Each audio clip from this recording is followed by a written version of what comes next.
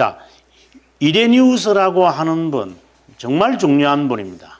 이분에 대해서 우리가 평가를 한다면 성경, 사도적 개성, 이단들에 대하여 가장 중요한 것은 이것입니다. 이레니우스는 그리스어를 사용하는 자로서 소아시아 출생이다. 부모님은 기독교인들로 그를 위대한 지도자 폴리카르포스에게 사사를 받도록 합니다. 그곳에서 그는 이제 그로부터 이제 도제지요 교육을 다 받게 되어집니다. 폴리카르포스는 여러분 아다시피 사도 요한의 제자잖아요. 사도 요한의 제자거든요. 그러니까 이레니우스가 그 제자고 나중에 나옵니다만 히폴리투스가 나오잖아요. 히폴리투스 이렇게 이제 이 신앙이 이렇게 엮어져 가는데, 그래서 그 밑에서 이제 신앙을 이제 보게 되어지는 거죠.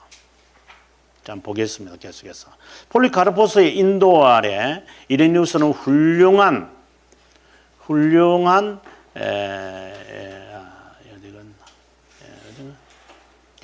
성도, 학자, 지도자로 성장했습니다. 어떻게 보면 복사판이다. 이레니우스는 이교 철학자들을 탐구했습니다. 그의 작품은 테르툴리아누스를 비롯한 여러 변정가들에게 알려졌습니다. 철학의 오류, 영지주의자들과의 전투들을 그는 수년간 경험합니다. 그래서 한번 폴리카르포스에게 배웠던 것 같아요. 영지주의자들을 유의하라고. 그래서 폴리카르포스의 권면을 따라서 프랑스 지금의 리옹으로 갔습니다. 40명의 친구들과 함께 롱강을 건너 리옹에 가서 목회를 하는데, 그때 당시에 최초의 그곳의 선교사가 포티누스거든요. 이 포티누스 밑에 나오죠. 이 포티누스도 폴리카르포스의 제자예요. 근데 이분이 이제 나이가 이제 들었고, 이제 이 영지주의의 워낙 강세, 거짓된 기독교가 너무 많으니까, 마치 칼빈 스승의 제네바에서 목회할 때의 기욤 파렐이 감당이 안 되거든요. 그래서 젊은 학자였던 칼빈 스승이 필요했던 것처럼 이제 도움을 청했고, 폴리카르포스는 그러면은 이레니우스를 내가 보내마. 이래서 이제 이레니우스가 이제 오게 되어진 것입니다. 그때 직면했던 첫 번째 이단이 뭐냐? 몬타누스. 이 몬타누스라는 게 시한부 종말론자들입니다. 몬타누스를 보고하려고 로마 감독으로 갔는데, 로마 감독이 이 몬타누스를 은근히 지지하고 있는 것을 보면서 그는 이제 저서를 해야 되겠다. 다시 말해서 이것을 보고해야 된다. 이제 쉽게 말하면 이제 그런 거죠. 온통 어떻게 보면 저는 이 이레니우스의 책을 제가 읽으면서, 이단들에 대하여 책을 제가 다 읽으면서 조금 제가 모방하고 있는지도 모르죠. 온통 이게 아리미니우스 주의로 한국교회 제가 속해 있는 교단이 그렇다면 이거 싸울 수 있는 방법 하나밖에 없거든요. 책이다. 책이다. 아닌 자들을 가이드라인을 할 수 있는 것은 책밖에 없다. 이레니우스를 어떻게 보면 제가 모방하고, 제가 이 책을 읽으면서 제가 10년에 걸쳐서 이분이 책을 썼는데 한번 흉내라도 한번 내봐야 되겠다. 뭐 앉아가지고 뭐 아리누스 잘못됐다, 그게 중요한 게 아니라, 그럼 싸우는 무기를 만들어 놔야죠. 그러면 누군가는 이 무기를 쓰겠죠. 여러분들이나. 그가 쓴 책은 10년에 걸쳐서 쓴 이 책입니다. 그래서 간단하게 이단들에 대하여라고 되어 있습니다.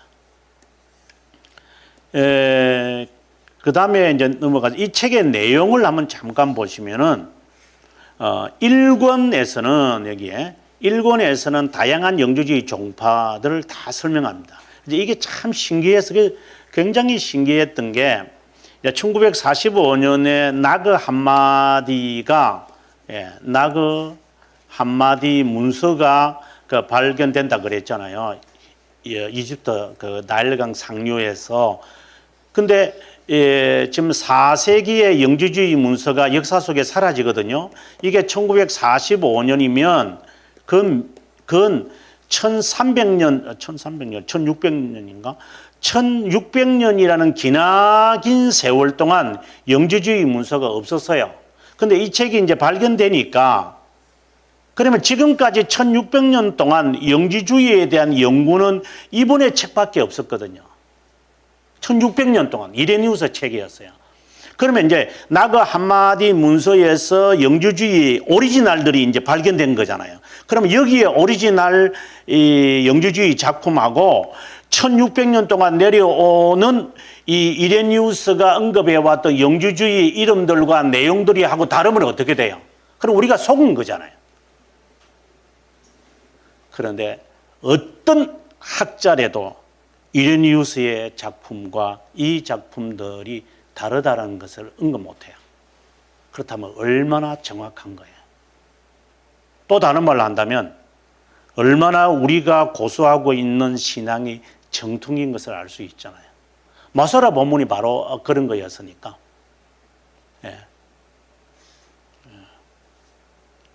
그 사회 사본이 발견되어졌을 때 지금까지 수천 년 동안 내려와는 하나님의 이 말씀과 이 마소라 본문에서 나오는 히브리어 이 본문의 내용하고 지금 그 동굴에서 사회 사본들하고 다르면 어떻게 돼요? 이거는 사기예요, 사기. 기독교는.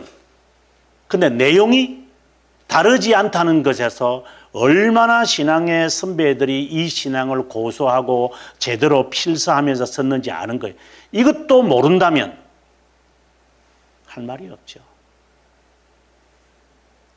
얼마나 이 이레니우스와 같은 분들이 정교하게 준비해서 우리에게 전해줬을까. 저는 이걸 보면 나그 한마디 제가 이 연구를 어떻게 보면 한국에서 처음 한 사람인데 제가 이 영지주의에 대한 연구를 제가 하면서 당신은 최고다. 당신은 최고다. 당신이야말로 히로우다. 기독교 정통신앙이야. 당신은 폴리카르포스의 제자의 존경을 받아야 한다. 그 다음에 이 3권에서 영지주의의 오류들을 논박을 하고 철학 접근을 해서 정통을 강조하게 되어집니다. 제가 전에도 한번 말씀드렸지만 신학을 하시는 분들은 철학의 벽을 뚫지 못하면 신학을 포기하는 게 나아요. 안 하시는 게 나아요. 철학의 문을 반드시 통과해야 돼요. 아까도 말했지만 철학이 엉켜져 있는 신학에 붙어 있는 것을 이 장가지를 벗겨내려면 철학을 알아야 돼요. 근데 철학을 안 배우고 신학을 하시면 그래서 좌초하는 거예요. 다 미끄러지는 거예요. 철학의 오류를 모르기 때문에. 그래서 조직신학 갖다 붙이는 거예요. 모르니까.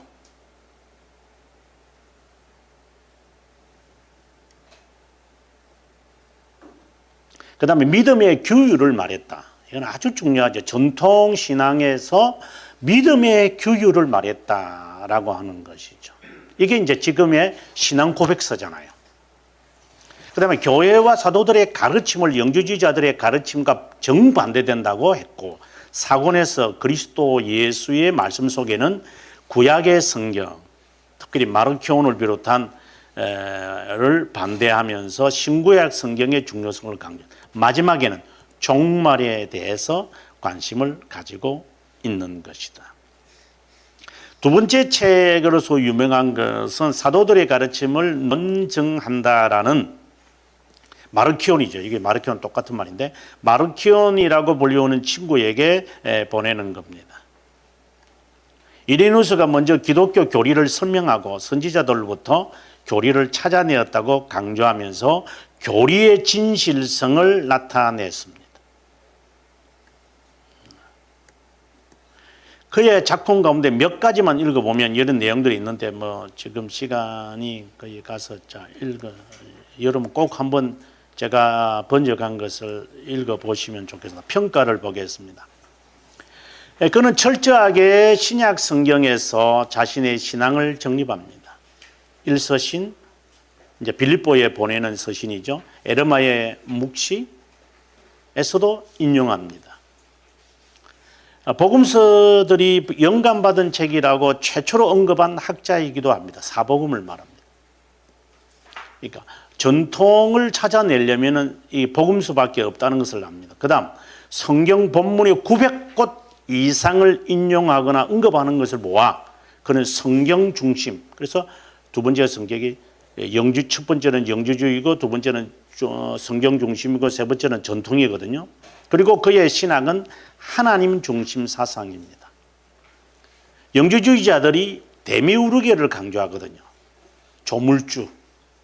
그러나 이분은 로고스 신학을 그는 말합니다.